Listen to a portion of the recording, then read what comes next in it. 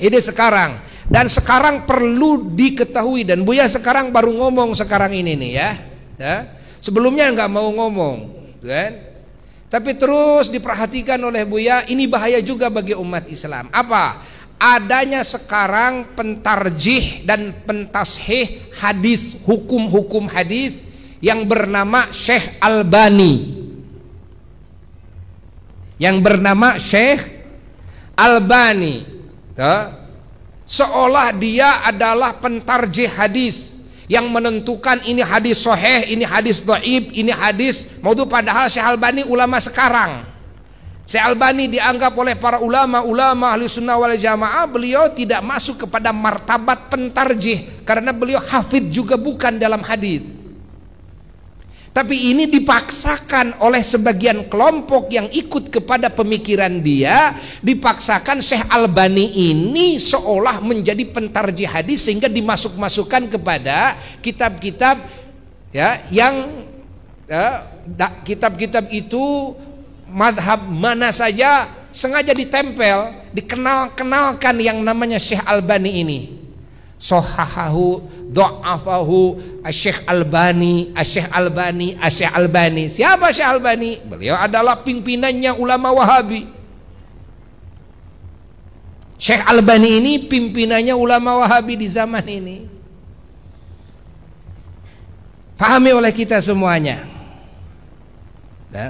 Sehingga kalau menurut Syekh Albani sahih, kita percaya ini sahih. Kalau menurut Syekh Albani dhaif, ini percaya dhaif. Lah, siapa Syekh Albani? Apakah tidak ada para pentarjih hadis yang lebih terpercaya, yang jelas keilmuannya? Kenapa kita tidak kembali gitu kan kepada imam-imam hadis yang sudah jelas di muka bumi ini?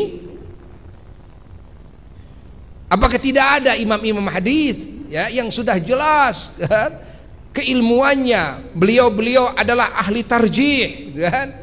Beliau-beliau yang mengenal sahnya hadis ini, dhaifnya hadis ini, hasannya hadis ini. Bukan sekedar Imam Bukhari, Muslim saja, kan? Imam-imam yang lain, Imam Hakim, Imam Baihaqi, Imam Bazzar dan sebagainya. Kenapa tidak ikut kepada yang itu? Kenapa kita malah dibelokkan kepada Syekh Albani ini? Seolah dipaksakan kita harus percaya kepada Syekh Albani. Banyak umat Islam yang tidak tahu siapa Syekh Albani. Syekh Albani itu adalah ulama sekarang. Kita terserah, kita silahkan saja bagi Syekh Albani atau pengikutnya Syekh Albani untuk menonjolkan Syekh Albani, mempercayai Syekh Albani. Namun Buya ini memberikan nasihat kepada ulama, kepada muslimin ahli sunnah wal jamaah yang sudah punya rujukan-rujukan yang jelas, kan? Maka gunakan dulu rujukan-rujukan yang jelas ini. Jangan sampai kita percaya kepada ulama-ulama yang jelas malah berbeda, di banyak pendapat-pendapatnya, di banyak pemahaman-pemahamannya, di banyak ijtihad-ijtihadnya dengan ijtihad-ijtihad dan pemahaman ulama ahli sunnah wal jamaah.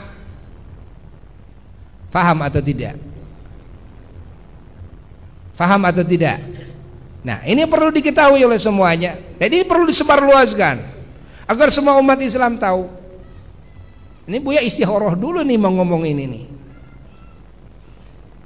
Ya, karena sekarang banyak bahkan ustad-ustad ahli sunnah wal jamaah, ustad-ustad syafi'iyah juga, dia tidak tahu siapa Syekh Albani ini, lalu ikut-ikutan. Ini hadis didoifkan oleh Syekh Albani katanya. Padahal bagi kita semuanya sudah punya rujukan. Coba lihat, ini hadis ini sahih atau tidak, kan? Ulama-ulama pentarjih ahli hadis daripada ulama ahli sunnah wal jamaah itu banyak. Ayo merujuk ke sana. Ya, ada yang sepakat dhaifnya, ada yang diikhtilafkan dhaifnya. Ya, bagi ahli tarjih.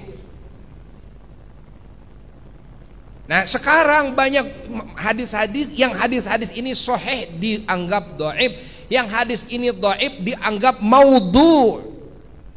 Buya mendengar sendiri, menyimak sendiri, mendengar sendiri. Oh, masya Allah. Dia ustadz, kondang, tapi menganggap maudhu, padahal Mungkin ada hadis yang maudhu, tapi tentunya tidak semua maudhu. Yang berhubungan dengan fadilah amal, adakah hadis maudhu? Ada juga hadis maudhu. Berarti kita juga ulama tahu, karena kita mengkaji kitab hadis-hadis yang maudhu'at dalam kitab hadis maudhu'at.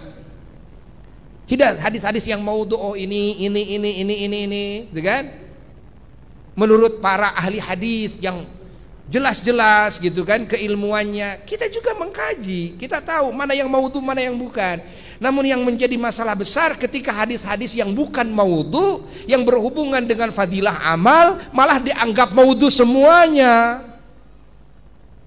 Ini bahaya. Maudhu itu kan hadis dusta. Termasuk apa? Fadilah amal dalam saum Rajab. Inna lillahi wa inna ilaihi raji'un.